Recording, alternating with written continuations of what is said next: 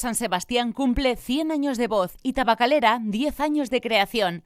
Por este motivo, les damos la bienvenida a la siguiente conversación liderada por Pepa Blanes, jefa de Cultura de la cadena SER, sobre el proceso creativo y el futuro de la creación.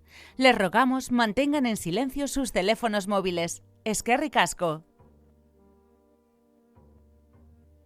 Aquí comienza 100 años de voz, 10 años de creación. Con ustedes, Edurne Ormazábal, directora general de Tabacalera. Arratsaldeon guztioi eta ongi etorri Tabakalera eta SER irratikatiaren izenean. Dakizuenez, aurten 2 urte urren ospatzen ari gara, urte osoaren zehar, Donostiako SER irratikatearen 100. urte urrena bata, eta Tabakaleraren nazioarteko kultura zentruaren 10. urte urrena bestea. La coincidencia de ambos aniversarios, de alguna manera redondos, nos ha impulsado a colaborar en la organización de esta conversación pública que hemos titulado 100 años de voz, 10 años de creación. Nuestro objetivo, humildemente, es compartir reflexiones sobre la creación contemporánea, como la importancia de diseñar políticas públicas para promover y proteger la creación artística y cultural en una ciudad de grandes festivales como la nuestra, el papel que deben jugar centros de creación como Tabacalera, las virtudes de la creación colectiva frente a la individual o la importancia también de los medios de comunicación para generar hábitos de consumo cultural que lleven a los públicos al cine, a las salas de conciertos o a las salas de exposiciones y museos. Y para ello contamos con 4 creadores referentes en la producción cultural contemporánea en Euskadi y que, trabajando en ámbitos muy diferentes, comparten la capacidad de traspasar fronteras, cautivando a públicos muy diversos a través de sus propuestas artísticas.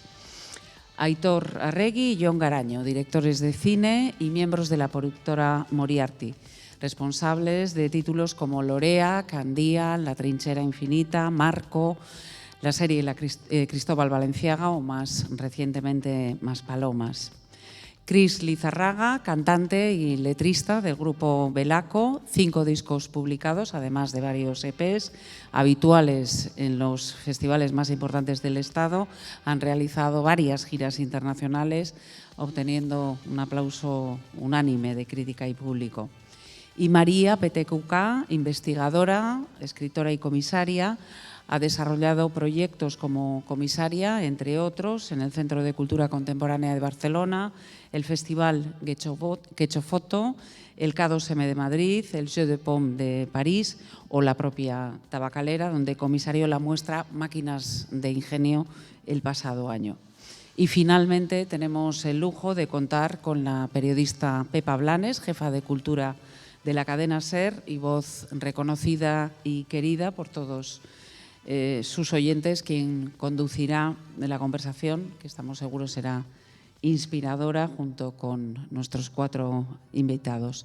Mila esker benetan, gure gonbidapena onartu izanagatik, eta eskerrik asko zuei ere Tabakalerara gerturatu izanagatik. Eta orain, txalo bero bat gure gonbidatuak jasotzeko.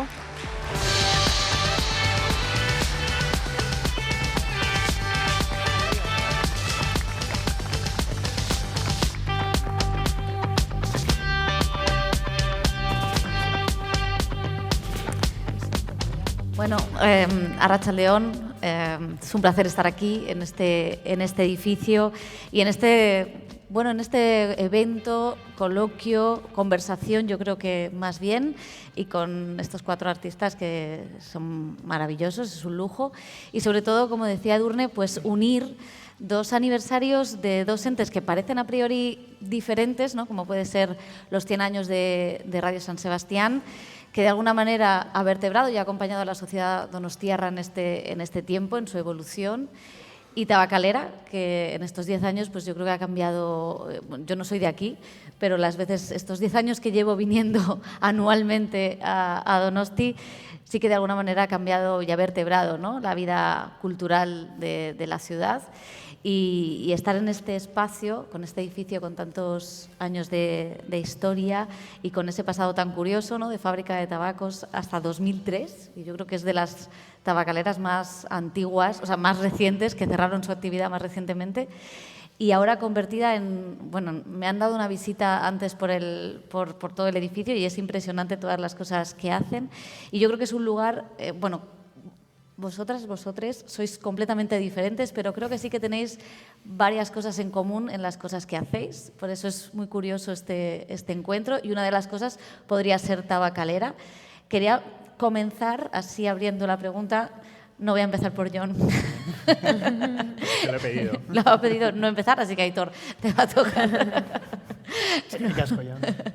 No, sí que quería preguntaros, bueno, un poco cómo veis la simbología de este edificio, ¿no?, de un edificio que pasa a ser parte de la ciudad, a ser parte del tejido cultural, del tejido social. Vosotros como artistas, ¿de qué manera veis este paradigma, este cambio?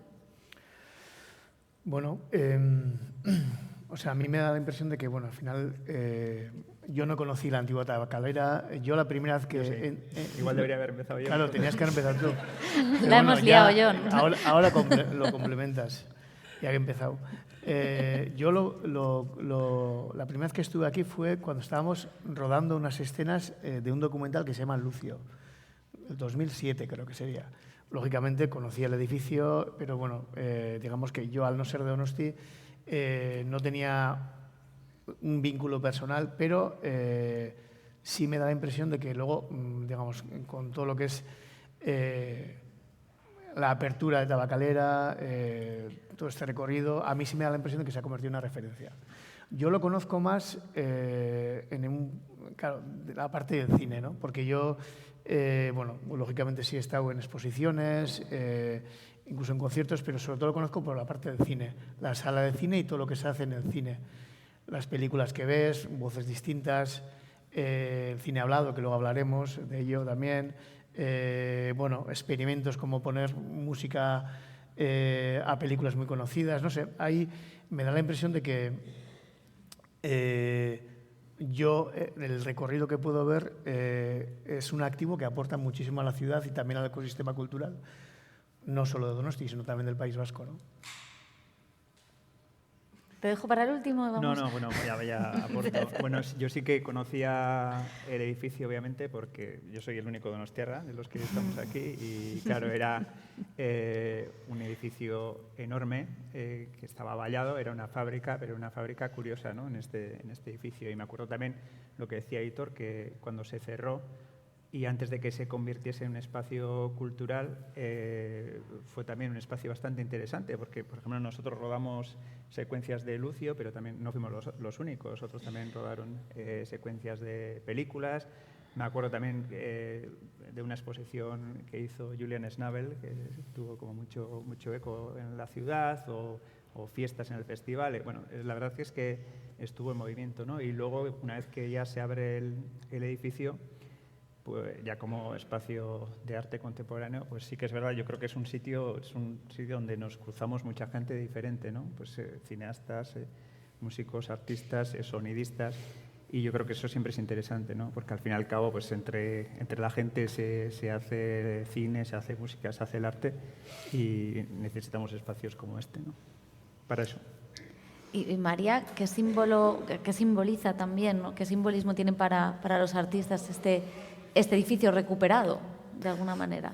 Pues, claro, yo no puedo hablar por todos los demás artistas, pero sí que es verdad que en 2015, cuando se crea Tabacalera, venimos de varios años que en general en Europa se da este fenómeno de convertir viejas instalaciones industriales en centros de arte, ¿no?, con resultados diferentes, desiguales, sí. El caso de Tabacalera, por muchas razones, es posiblemente un caso bastante modélico y exitoso, pero es verdad que hubo unos años, y yo me acuerdo, bueno, de hecho empezó antes, empezó como en los 2000, yo justo estaba empezando a trabajar en ese momento en el ámbito cultural, y junto con muchos compañeros y compañeras nos tocó este momento de cambio de paradigma que tú decías, ¿no? Y Y esta conversión era una manera de decir en el espacio público, ya no somos ciudades industriales, en cualquier otro lugar, ¿no? Aparte de Donosti, ya no somos ciudades industriales, ahora somos ciudades de servicios. Y la prueba es que el viejo hangar industrial o el viejo hangar portuario lo convertimos en un museo, lo convertimos en un centro de arte.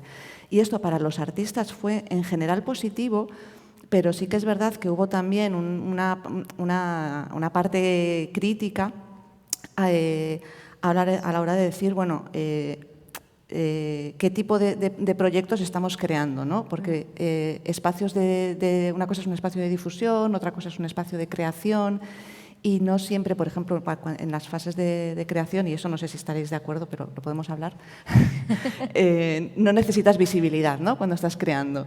Entonces, a veces se crean como unas expectativas con los grandes equipamientos que justo en la fase de creación lo que necesita el creador o la creadora es estar, que nadie le moleste, ¿no?, y que no haya focos y que no haya atención. Y al revés, cuando en la fase de difusión necesitas todo lo demás. Necesitas todo lo demás, ¿no? Entonces, Tabacalera sí que es verdad que ha conseguido crear un muy buen equilibrio en esto. Pues bueno, pues un acierto del diseño institucional, y también han sabido mantenerlo a lo largo del tiempo, porque también en esos años se crearon muchos proyectos que luego pues se han quedado un poco ahí medio naufragados, ¿no? Entonces, bueno, bien Tabacalera, pero no todos los casos fueron tan buenos como el de Tabacalera. Cris, ¿estás de acuerdo? Sí, yo también, bueno, pues iba a decir, pues no soy de Donosti, soy de Bilbo, pero pues al final soy también estudiante de Bellas Artes, y por una cosa o por otra, pues es que acabas viniendo. Me acuerdo en su día, en la parte como de creación de moda, pues que hice como contacto con unas chicas que andaban haciendo pues diseños, no sé qué, y vinimos, hicimos unas fotos. Luego un montón de colegas de la uni pues que han hecho aquí performance, exposiciones, talleres, que igual no es como lo más comercial o lo más fácil dentro del mundo del arte, que a veces es difícil que tenga espacio en sitios con tanta visibilidad. Entonces, pues eso, por supuesto que se aprecia y se valora. Y, bueno, por supuesto, conciertos, proyecciones, de todo. Es verdad que creo que, en general, o sea, como decías, o sea, no tiene por qué salir bien, pero también vivimos en un contexto como es el de Euskal Herria, en el cual, desde, ya no en lo institucional, sino desde la autogestión, se ocupan espacios para generar vida cultural y tejido social. Y esto es algo que yo, no sé, procuro alertar de que al final lo institucional a veces ocupa muchas cosas y no siempre tiene que ser un sinónimo de calidad, pero al final si se apoya a creadores que en otros lugares, pues igual sin tener tanta experiencia, tanto nombre, tanto prestigio, nunca acaban de arrancar, pues esto es un poco la prueba de que no hay nada como pues, dar la oportunidad a la gente de llenar esos espacios. Y habéis empezado ya a hablar del proceso creativo, que es una parte fundamental de lo que se hace aquí y de vuestro trabajo, es el inicio. ¿Cómo influye el espacio al proceso creativo, a los proyectos? Porque este es un espacio abierto, donde hay muchas posibilidades. No sé cómo se influye. Yo perdón por seguir, estoy súper de acuerdo con María, que yo personalmente… No se necesita intimidad. La intimidad es como una parte fundamental. Entonces, no he llegado a utilizar el espacio para crear, sino siempre como ya en una fase más expositiva. Pero sí me parece curioso. Yo, por ejemplo, en Bilbo vivo justo enfrente de Bilbo Arte, y ahí también pues, puedes ver a la gente creando en sus espacios de taller y tal. Y me parece algo curioso, pero también necesario, porque al final te contagias de lo que tienes al lado, te estimula, te influye a veces sin darte cuenta. No sé. ¿Os haríais un making of del proceso creativo de los Moriarty? No, porque una película el terror a mí no me gusta tanto, entonces sería una película de terror. Pero bueno, a nosotros, hablando un poco de de Tabacalera en sí, la verdad es que yo creo que en nuestro caso hemos venido más a difundir nuestro trabajo que a crear aquí, ¿no? Con la excepción de Lucio, que rodamos hace muchos años, pero ya desde que es espacio de arte, pues no. Pero sí que es verdad que, de alguna forma, lo que hoy en día cubre Tabacalera, nosotros tuvimos un mini Tabacalera, que es la Casa de Cultura La Rochene, que eso todavía sigue funcionando, ¿no? Entonces, ya a principios del siglo XXI, casi nadie tenía una cámara en casa, un ordenador, y todo se estaba allí, y gracias a que allí había ese equipamiento podíamos hacer cortos. Pero más importante que eso, lo que decía antes, ¿no? Que conoces a gente que tiene tus mismas ilusiones, tus mismas ganas, tu misma necesidad de contar cosas, ¿no? Y yo creo que pues eso ya a lo bestia es algo que puede generar Tabacalera, ¿no? Incluso, me acuerdo que hace unos 10 años se hizo un congreso sobre cine vasco en los cursos de verano de la UPV aquí. Y creo que fue Josean Fernández, el director de la Filmoteca Vasca, que decía que en ese momento había como 3 generaciones de cineastas vascos, ¿no? Los primeros, Pedro Olea, Moncho Armendáriz, Manuel Uribe, etc. Luego ya lo que se llamó el nuevo cine vasco, con Julio Meden, Alex de la Iglesia, Bajo Ulloa, Enrique Urbizu. Luego estaba, entonces, los que éramos jóvenes, la generación Kimuak, ¿no? Que somos todos los que hacíamos cortos al amparo de esta iniciativa Kimuak, que era la difusión de cortometrajes vascos, que estamos nosotros, Kishi, Telmo, Cobeaga, Vigalondo, Ariz Moreno, Verdejo, muchos. Y ahí se hablaba de que próximamente seguramente cabría una generación tabacalera, ¿no? Y esa generación ya existe, ¿no? Sobre todo, además, son cineastas, ¿no? Entonces, ahora mismo hay una generación tabacalera de cineastas que ya están estrenando sus películas en los festivales más importantes. Y que menudo año lleva. Y que menudo año llevan. Y seguramente que habrá una generación tabacalera 2, ¿no? O sea, que son los que ahora tienen 20 años o lo que sea. Entonces, yo creo que eso también es algo que se genera en espacios como este. Yo ahí, el tema de la creación, estoy un poco también de acuerdo que puede ser incluso uno se puede convertir en muy huraño, ¿no? Cuando estás escribiendo tal y estás inaguantable, y como para compartir con otros igual, es muy personal, ¿no? Pero yo creo está bien que existan estos espacios, lógicamente, pero es muy personal eso. Igual de repente te apetece meterte, en una borda y estar ahí 10 días tú solo, o hay gente que solo puede trabajar y crear en una cafetería X, en tal café, tal, ¿no? O sea, un poco.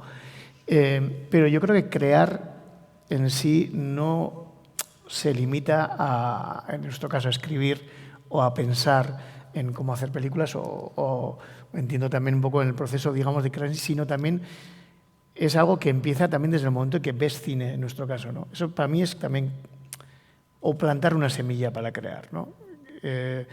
O escuchar a unos directoras, hablar de su proceso. Me acuerdo que yo, pues hace un año, creo que le escuché a Pilar Palomero con Eider Rodríguez aquí, una conversación que tuvieron sobre los destellos, la adaptación. Para mí fue súper interesante, ¿no? Escuchar y ver un poco los puntos en común que podemos tener nosotros también.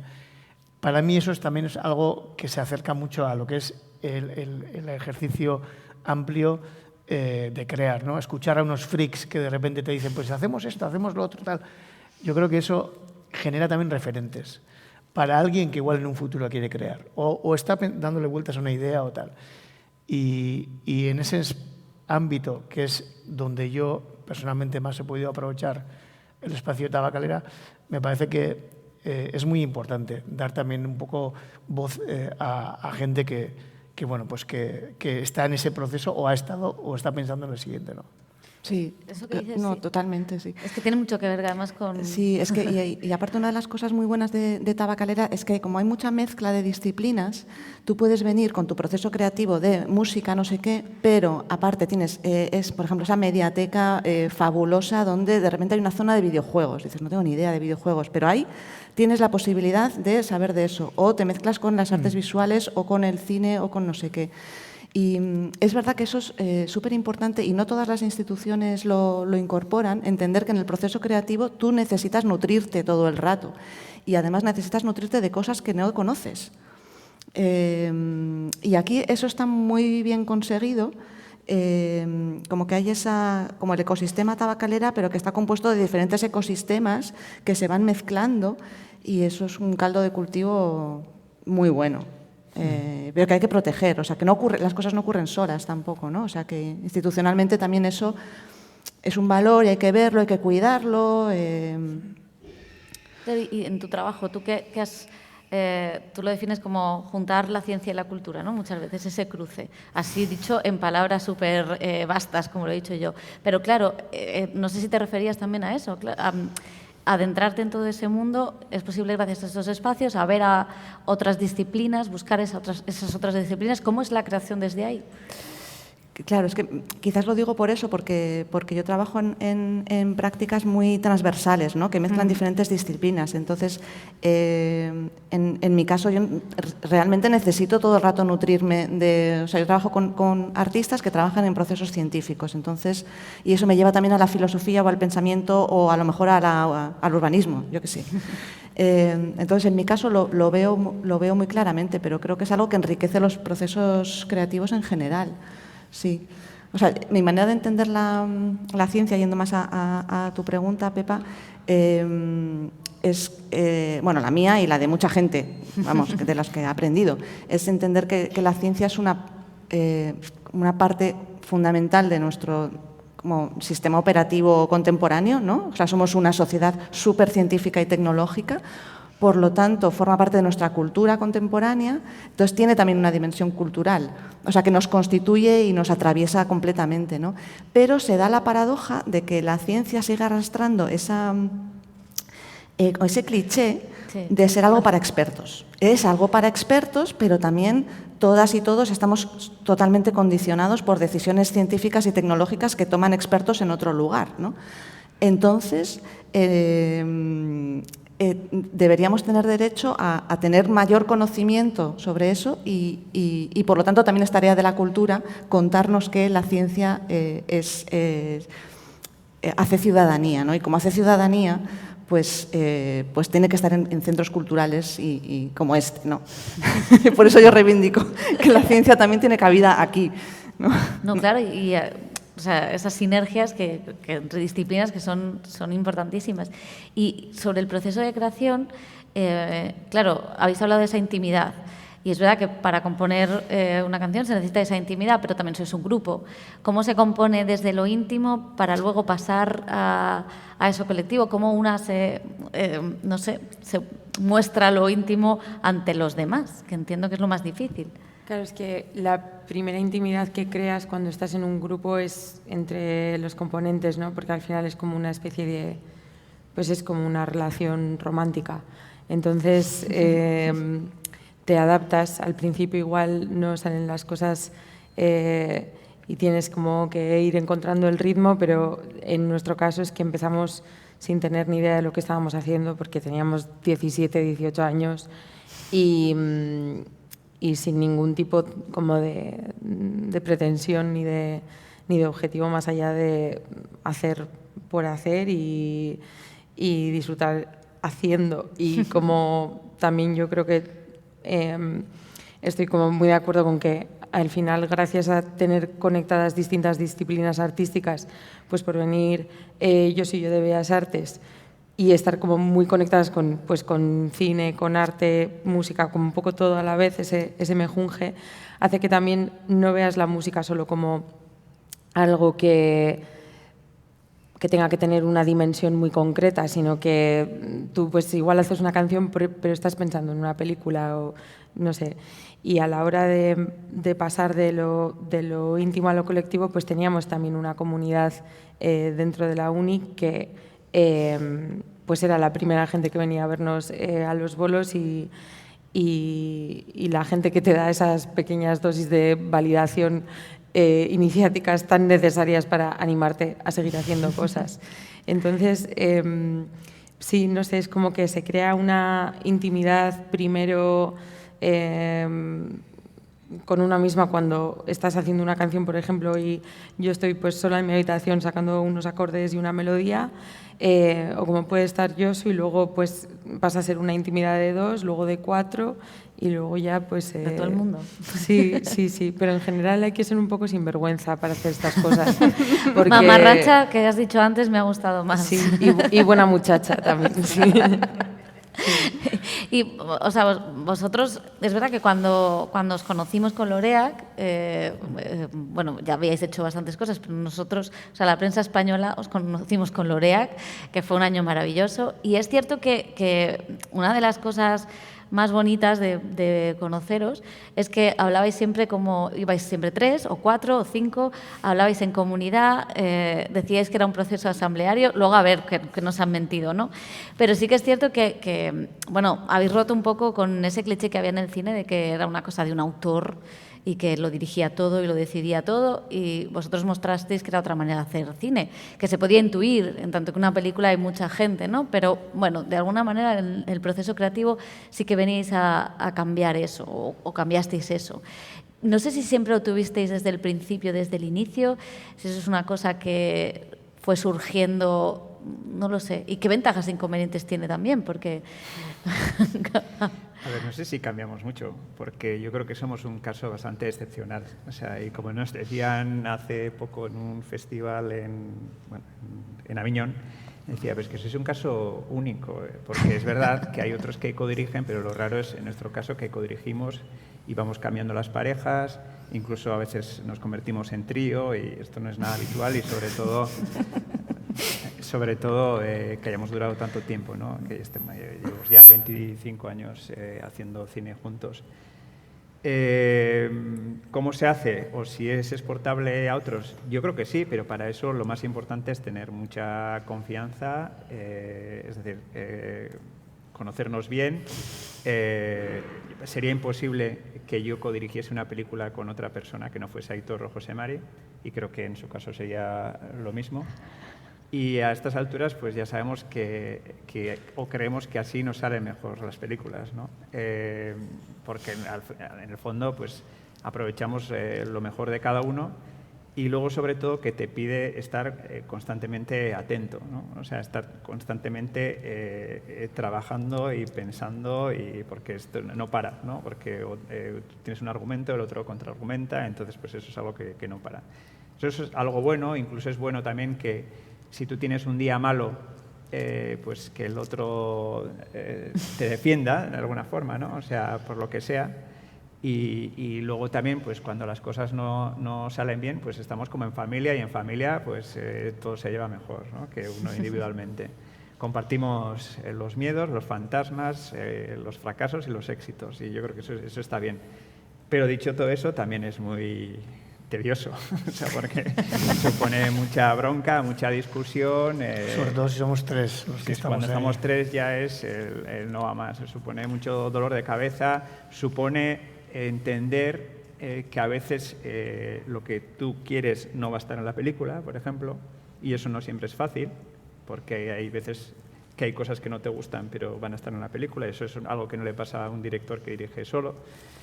Entonces hay que... Bueno, sí, también puede pasar, ¿no? Pero normalmente lo pelearía más. Y a veces es para bien, y otras veces pues ves una secuencia de una película tuya en la tele unos años más tarde y dices, jo, es que esto no lo teníamos que haber hecho así. Sigues pensando en eso, ¿no? Entonces, bueno, tiene esas cosas trabajar en equipo, pero nuestro problema es que ya nos hemos habituado a esto y ya creo que no seríamos capaces de hacerlo de otra forma. O igual sí. Problema.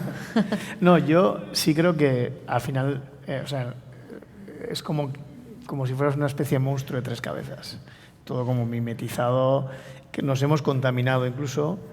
Y yo muy probablemente, la Aitor Arregui de hace 25 años tendría unos gustos que no serían los que son ahora, que también eso es un poco evolucionar, ¿no? También vamos a estar siempre estancado en algo tal, porque bueno, John me ha contaminado, me ha condicionado, José Mari lo mismo, y espero que yo también a ellos. El lado bueno para mí es curioso, porque nos pasa muchas veces que igual ves una película y dices, joder, qué bien, o qué mal, pero joder, esto que te ha encantado, nos echamos en cara muchas veces, esto que te ha encantado, en la mesa de Moriarty no tiene un pase. Seguro que dirías que no. O sea, porque es verdad que al debatirlo todo, la frescura como que se evapora. Yo creo que eso es algo que a mí me da a veces que pensar y me da un poco de pena, ¿no? De tanto hablarlo es como que la frescura se va. El lado bueno para mí, que las pelis son más sólidas, tienen como más gravitas o más... Porque al final la pasa muchos filtros y tal, y al final, quieras que no, eso se ha convertido, creo yo, no sé, un poco por lo que nos dicen y tal, también un poco en marca de Moriarty, ¿no? O sea, es que vuestras pelis son siempre tal... Bueno, pues no sé, pues es que al final es lo que pasa también cuando todo surge de la cabeza de una persona. Pues en este caso, igual el mérito que tenemos es que hay 3 cabezas y se han como fundido, ¿no? Y bueno, a saber cómo, pero bueno, así ha sido. Y eso pasa también en Belaco, o sea, hay esta canción, oyes esta canción y dices, tendríamos que haber hecho como yo dije. Sí, es que yo escuchándoles a ellos estaba pensando, ya, es que yo muchas veces pienso, la gente que hace música en solitario, qué movida, o sea, es que tener gente con la que entenderte al 100% por lo que estás pasando y a veces pues también permitirte un poco pues salir de tu propio pues criterio y escuchar el de la otra persona, y aunque tengas que sacrificar, pues en nuestro caso, yo en este cacho de la canción metería esto y te dicen no, esto no está bien y eso. Yo es que confío muchísimo en mis compañeras de grupo hasta niveles insospechados, en plan que cuando tengo como una capacidad muy bestia de decir, no tengo ni idea de lo que opino de esto, pero es que ya, porque tengo el cerebro demasiado embotado en el proceso creativo, y si les gusta yo ya estoy como para adelante y confío. Y también porque creo que cuando haces algo y ya lo das por acabado, tienes que también igual no revisitarlo o no estar como muy pegado a eso que has creado para pues ya tener la mente en otras cosas, ¿no? Si no, al final todo el rato cambiarías algo, todo el rato... a todo el mundo en el mundo de la música le pasa que igual pues en el primer disco no suena como le gustaría porque tardas en entender cómo quieres sonar, o bueno, hay gente que igual llega ya con todo muy claro, pero no sé, suele ser bastante prueba-error. Y yo creo que también me siento como muy identificada con lo de que pierdes frescura porque ganas mucho en autoconsciencia y como al final lo reflexionas todo más y lo vas armando, o sea que cada paso que das tiene mucho peso porque tiene mucha consciencia y claro, dices, jo, esto que acabo de hacer es muy sólido y tal, pero también pues igual te cuesta más porque tienes más prejuicios sobre lo que tú haces, no quieres repetir, ¿no? Esta cosa de sentir que nadie quiere sentir que está repitiendo una fórmula en un proceso creativo, ¿no? Y eso, no sé, a mí me parecería súper difícil en un mundo tan inestable, tan hostil como es la música, sobre todo cuando eres como demasiado punk para el mainstream y demasiado mainstream para el punk y no estás como en ningún sitio de verdad, tener otras 3 personas que están con la misma perdida que tú es fundamental, es sostén emocional total. Total. Yo a veces solemos decir, ¿cómo sería? Qué difícil tiene que ser dirigir solo. Y luego piensas, pues como casi todos, todas, ¿no? Pero es que nosotros, al final, en este tema de estar un poco en la oscuridad, intentando ver a ver hacia dónde va esto o lo otro, tener un compañero al lado o 2, o sea, te ayuda muchísimo un poquito también a reafirmarte y decir, joder, bueno, pues no es que vayamos bien por aquí, sino que además es que necesitas una cantidad de energía inmensa para sostener un proyecto. Una película pueden ser 2 años o más. Y entonces, que te ayuden y que tú ayudes al otro, la verdad es que, o sea, no me puedo imaginar a mí mismo en una fórmula que no sea esa. No sé, nos ha traído hasta aquí así. y maravilloso. Y en el caso de María, que puede parecer como el más solitario, pero no lo es, No, cero. porque de hecho antes estábamos hablando de, también las exposiciones son a 2 años vista, 3 años vista, y también hay un proceso de, no me gustaría decir negociación, pero sí hay un proceso de conversación y de creación con otras personas alrededor. Y de ¿no? negociación. También. Negociaciones sin parar.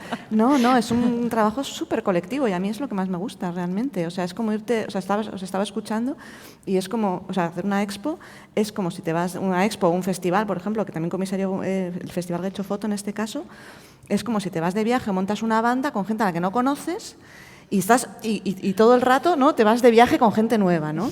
Y es un agobio, es un agobio, pero es súper emocionante y cuando funciona es maravilloso.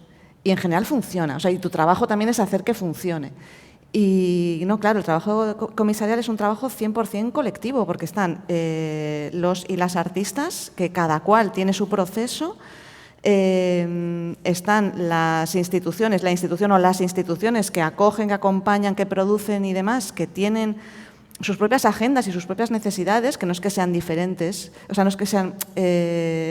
sí, son diferentes, o sea, vamos como en la misma dirección, pero cada cual tiene un rol distinto. Y tú, como comisaria, tienes un poco la responsabilidad de aunar todo eso y que tenga sentido y darle coherencia, ¿no? Y en el caso de Hecho Foto, por ejemplo, yo cada vez me he ido desprendiendo más de... Bueno, quizás no lo hice ni al principio, ¿no? Pero a veces está esta idea de que el comisariado es que tú vas con un concepto y con una lista de artistas. Y bueno, pues a veces es así, pero en general cuando es así... Bueno, para mí no es lo más interesante, me gusta mucho más, y eso por ejemplo en Hecho Fotos, sí que como ya llevamos varios años hemos ido afinando la fórmula, ¿no? Porque ya nos hemos ido de viaje muchas veces, y a mí me encanta que todo el mundo aporte cosas ahora por ejemplo que estamos en la fase de diseño de programa, todo el mundo aporta cosas, todas las personas del equipo aportan cosas, todas. Y luego con todo decidimos, y mi papel es más como darle el relato final, más que imponer mi criterio, ¿no? Y lo que estabais diciendo a mí me resuena un montón, o sea, a mí me da mucha tranquilidad y me pasa mucho, ¿no? De esto no lo veo, pero si mis compañeros lo ven, digo, ¿lo veis todos? Yo no lo veo para nada. ¿Lo veis todos? Vamos. Y siempre al final tienen razón. Luego lo ves hecho y dices, claro, yo no lo veía, pero efectivamente. Y claro, es que eres mucho más inteligente cuando con los demás. Multiplicas, claro. Claro. Lo que pasa que a veces te da miedo como soltar tu autoría, ¿no? Pero porque te da inseguridad, parece que te van a quitar, ¿no? Que te van a quitar algo, que es una debilidad, y no, en realidad es que ganas mucho más. Que esto tiene que ver con quitar el ego también. Sí, yo creo que es importante y eso yo creo que se aprende también con los años, ¿no? Sí. Yo creo que es algo que vas aprendiendo y nuestra forma de trabajar es imprescindible porque si no sería imposible, ¿no? Pensar que lo importante al final no es lo que tú, como John, quieres hacer, sino lo que quiere Moriarty hacer, ¿no? Para que la película sea mejor. Pero en relación a lo que dices, en esto de trabajar de forma colectiva, nosotros también tenemos que trabajar con otros autores, ¿no? O sea, nosotros somos los directores, guionistas directores, pero también hay músicos que son autores, fotógrafos que son autores, sonistas que son autores, figurinistas. Entonces, yo creo que entre todos hacemos la película y ellos también aportan mucho y sobre todo que en lo suyo saben muchísimo más que tú. Claro. Y eso es importante, ¿no? Tú puedes tener una idea, tú tienes que capitanear el barco, por decirlo de una forma, tú sabes a dónde quieres llegar, pero es mejor escuchar al que sabe, ¿no? Por dónde tira el viento y cómo poner la vela, ¿no? Pues, sí. Entonces yo creo que eso es importante también, saber escuchar y entender que entre todos pues, se va a hacer algo que tiene más sentido. Y os iba a preguntar que de alguna manera también desde lo colectivo el fracaso es menos fracaso, pero ninguno de los 4 ha fracasado, entonces podemos seguir. Fracasamos sin parar, todo el rato. Bueno, no sé vosotros, pero vosotras, pero... Sí, sin duda,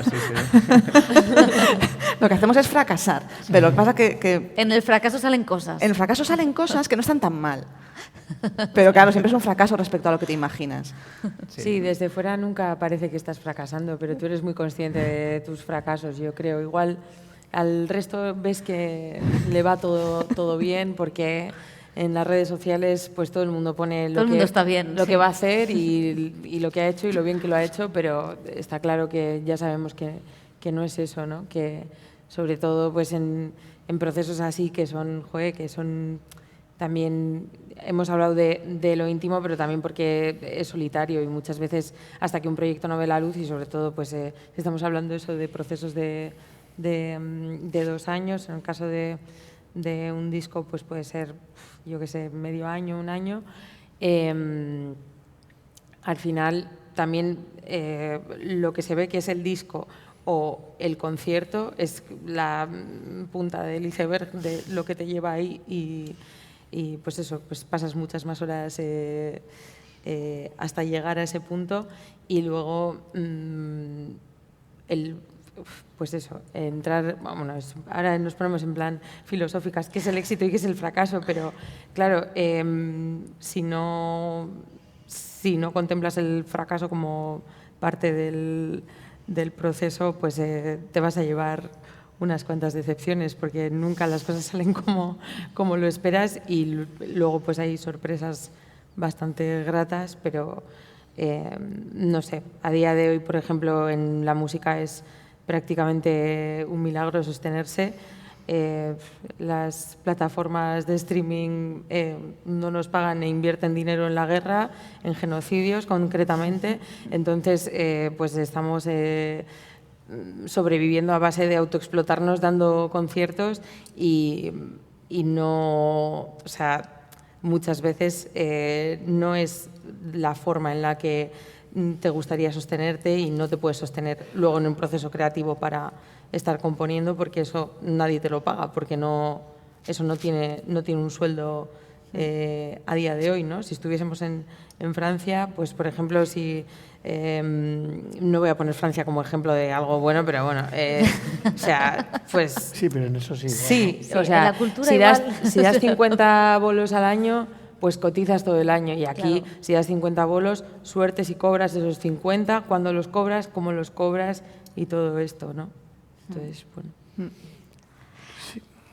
Me gustaría volver al espacio porque, claro, hemos hablado del proceso creativo, de lo colectivo, de lo íntimo, de lo que simboliza este lugar, pero es verdad que hay algo que aporta Tabacalera y que también aporta la radio, uniendo así estos caminos, estos aniversarios cruzados, que es que el oyente siempre está ahí y que aquí los espectadores, el público, siempre está. De hecho, casi es imposible concebir los espacios por separado, ¿no? Como decíamos antes. Bueno, empezamos por Cine Hablado, que es uno de los programas donde habéis participado y donde al final tenéis que exponeros.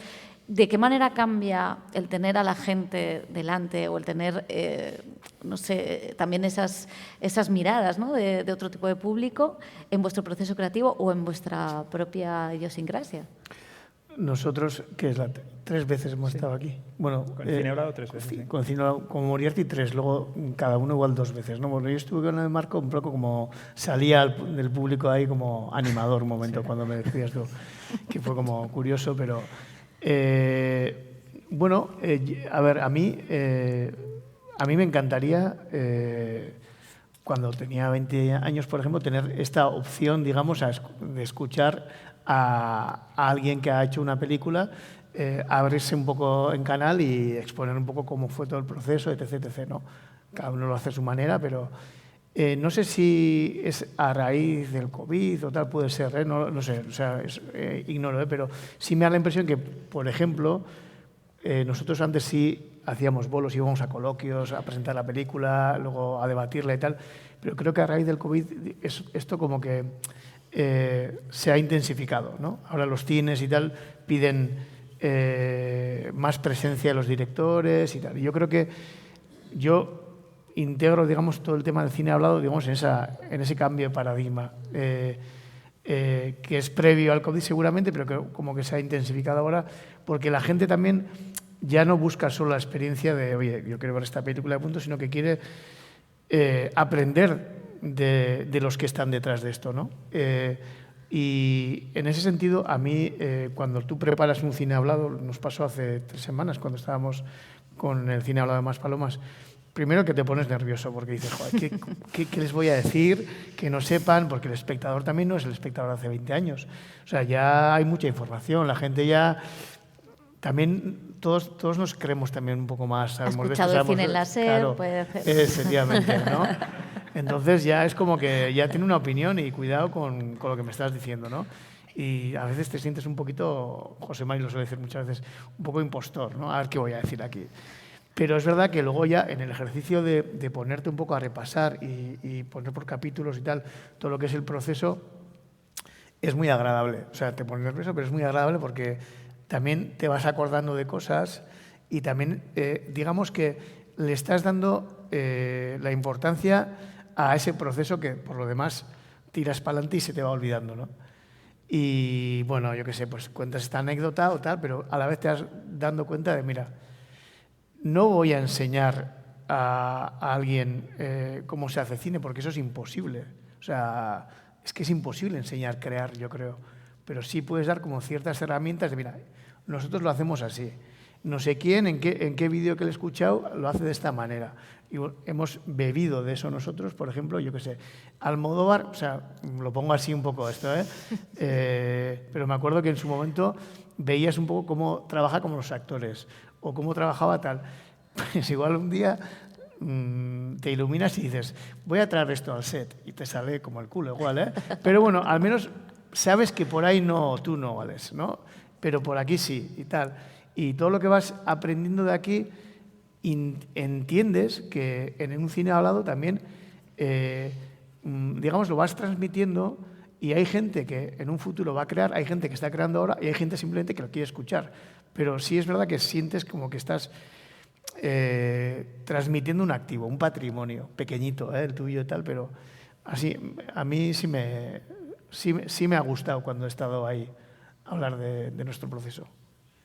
No, pues brevemente, por explicar un poco, que igual hay gente que no sabe lo que es cine hablado, también se trata un poco de mostrar las tripas del proceso creativo, bueno, proceso de creación de una película, ¿no? Desde el guión hasta la postproducción. Entonces, para nosotros también es interesante porque, bueno, lo que dice Aitor, ¿no? Pues es un ejercicio de revisitar el trabajo que has hecho y crees que eso también puede ser útil para la gente, ¿no? Y bueno, de alguna forma antes cuando hablábamos de que nosotros venimos aquí más a difundir nuestro trabajo y que no mostramos tanto nuestro proceso creativo, esto sería como mostrar el proceso creativo, pero como si fuese un flashback, ¿no? O sea, ir al pasado y mostrar lo que hicimos o cómo lo hicimos, aunque de una forma un poco más light para que la gente no se escandalizase. Así que sí, eso es yo creo que es una iniciativa que está muy bien, ¿no? Por lo menos a nosotros nos gusta y queremos que... Yo cuando he estado como espectador, ya he dicho antes lo de Pilar Paloma, me ha gustado mucho, ¿no? He estado menos de lo que me gustaría, pero es como que te da un poco de confianza. Y dices, están pasando por los mismos problemas que nosotros, ¿no? O tienen las mismas interrogantes y tal, ¿no? Y, o sea, que dice que no ya para una persona que está empezando, sino que para nosotros también, que llevamos unos años en esto, pues es agradable de ver un poco el mood, ¿cómo se dice? Soy malísimo con los nombres, un poco el mood, sí, el PowerPoint con el mood. El mood board, perdón. No, pues de repente dices, bueno, mira, pues nosotros no hacemos eso, pero sí algo parecido, ¿no? Y tal, y dices, bueno, vamos bien, ¿no? Vamos, o igual de mal que ella. Por lo menos es el consuelo. ¿Y qué papel, María, juega también Tabacalera como un laboratorio de pensamiento contemporáneo? Porque tú también has participado en varios proyectos en este sentido, Máquina de Ingenio es uno de ellos. Sí, Máquinas de Ingenio sí que fue uno de estos viajes, ¿no? Clara, mira, a Clara Montero, que le agradezco de nuevo que me invitara a comisar esta exposición. Esto sí que fue uno de estos viajes así como, ¿a dónde nos vamos? ¿No? Porque en este caso eran 4 proyectos artísticos y eran cuatro artistas con 4 organizaciones científicas de aquí de Donosti. Entonces, aquí pues no había, tú normalmente como comisaria pues eliges obras que ya existen, ¿no? Aquí las obras no existían, se estaban creando en ese momento. Y además ni siquiera las estaban creando las artistas ellas por su cuenta, sino en colaboración con centros de investigación. Entonces no sabíamos lo que iba a salir de ahí. Entonces, este sí que es un ejemplo de esa confianza de la que hablábamos antes, que tienes que tener en esta situación colectiva que se ha creado, la vamos a sostener entre todas y vamos a ir a un lugar que va a estar bien. Pero también de un proceso de pensamiento contemporáneo, porque claro, hay que hacer mucho trabajo de traducción, por llamarlo de alguna manera, entre los lenguajes del arte y los lenguajes de la ciencia, que además en cada una de esas organizaciones era diferente, ¿no? Una trabajaba sobre neurología, otra sobre robótica, otra sobre alimentación, bueno, otra sobre física de partículas, o sea... entonces, hace falta un ecosistema muy sólido y que entiende muy bien lo que está en juego para acompañar cada uno de estos procesos en la parte de creación y luego también acompañarlos en la parte de mediación, de eso, exponerlo al público y contarlo, ¿no? Y eso Tabacalera creo que lo hace muy bien. De entender bien esos equilibrios entre las artes y otro tipo de espacios de producción de conocimiento, porque en el arte también se produce conocimiento, ¿no? Pero hay otros que tienen más como ese rol de una manera, pues como la ciencia, ¿no? Y de que todo eso es pensamiento. Y es importante darnos herramientas para eso, contarlo bien como centro cultural, ¿no? Y entre esas disciplinas que también se produce conocimiento está la salud emocional. Tú participabas hace poco en un encuentro sobre la música y la salud emocional. ¿Cómo te sirvió esto? ¿Cómo ha sido esa experiencia? Sí, esto lo organizó Música Bulegoa y la verdad es que no tenía muchas expectativas porque también me sale un montón eso, el síndrome del impostor con estas cosas en plan, es que voy a decir yo, no sé, o sea, con este tema en concreto además que se ha resobado hasta la saciedad y que nos hemos como polarizado de no hablar de salud mental a hablarlo sin profundizar. Hasta desgastarlo y de una forma como muy dogmática también, ¿no? En plan, todo el mundo tiene que ir a terapia, no sé cuántos. Fue una experiencia yo creo súper positiva porque nos juntaron a gente de ámbitos musicales distintos y también da como mucho alivio, pues lo que decías tú, en plan, bueno, pues estoy tan mal como esta gente. O por lo menos sí que se generó el espacio para hablar de cosas que igual entre músicos puedes estar comentando si coincides en un bolo mal y rápido entre prueba de sonido y concierto, o yo qué sé, son conversaciones que están ahí, pero que igual...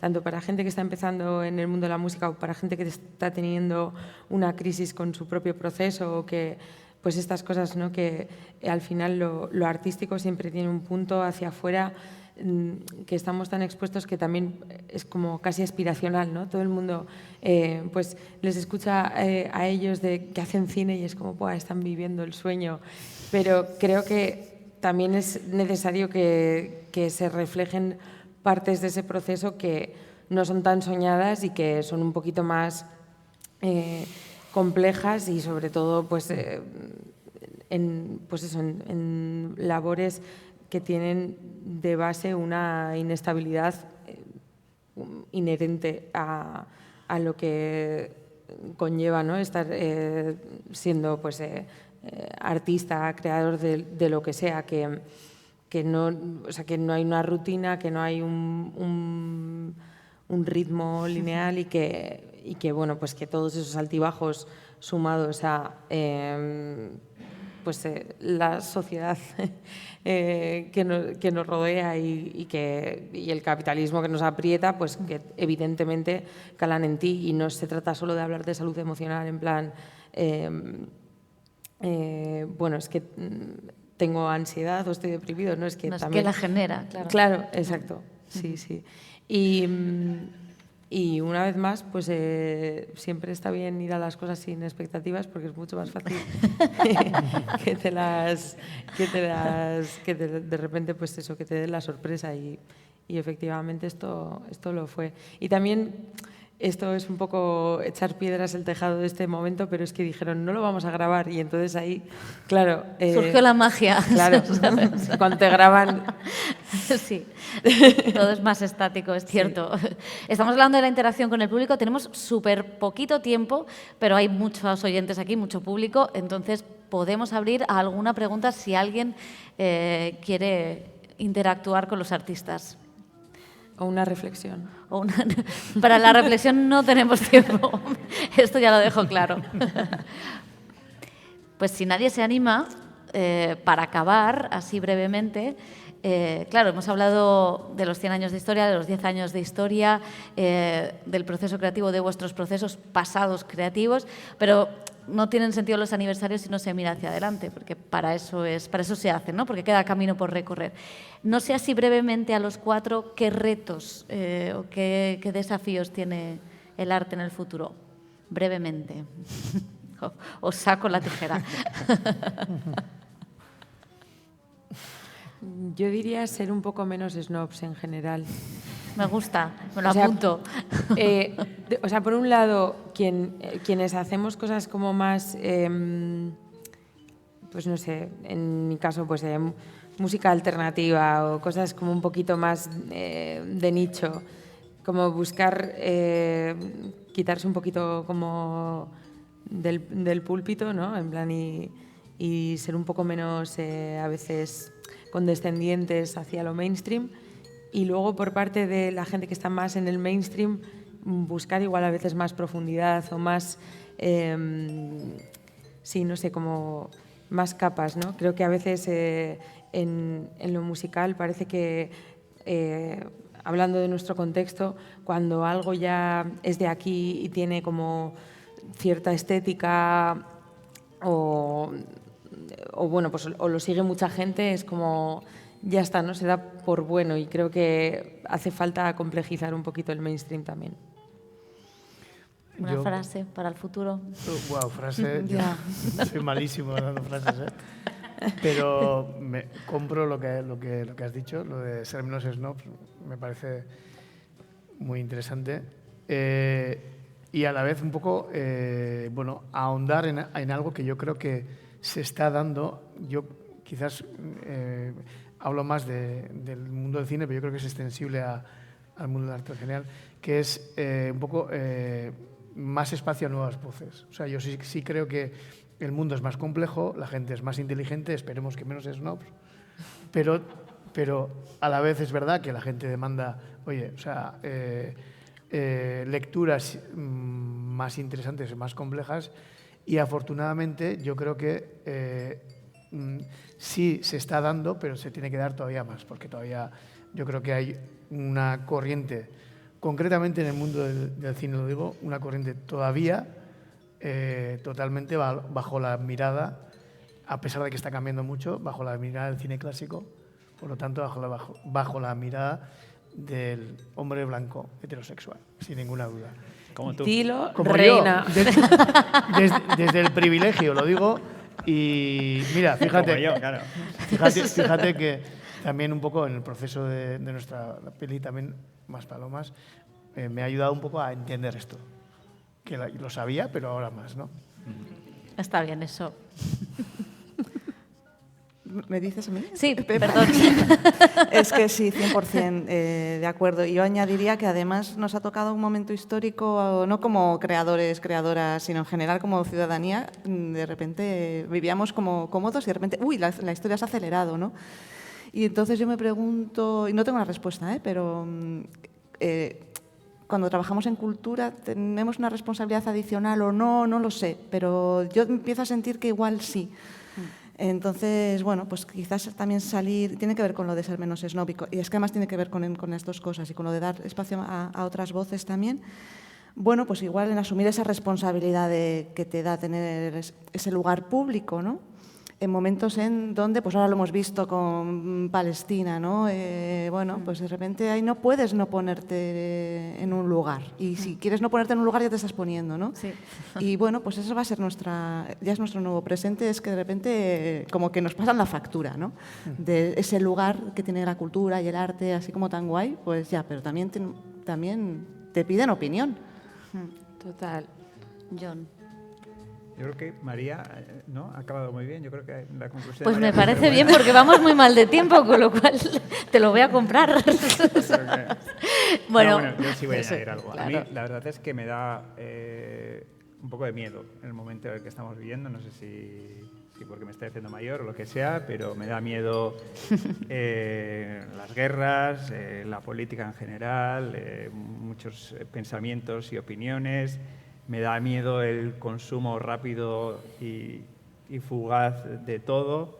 Me da mucho miedo la IA, todas estas corporaciones que están por encima, todo eso me da mucho miedo. Entonces, no sé, quiero creer, como decía María, que igual tenemos una responsabilidad y me gustaría pensar que la cultura ahí puede aportar algo, ¿no? Y que deberíamos trabajar en eso, por decir algo. Pues es un bonito reto para otros 100 años y otros 10 años más, tanto de Radio San Sebastián como de Tabacalera. Y solo me queda daros las gracias. Teníais muchas cosas en común y han salido por aquí. Ha sido un placer escucharos a los cuatro. Gracias por venir. Y bueno, pues porque este futuro incierto pues sea un futuro donde la cultura, el arte nos lleve un poco, nos ponga un poco las pilas y nos ponga por el camino correcto de la historia, que no es fácil. Muchísimas gracias. Es que ricasco.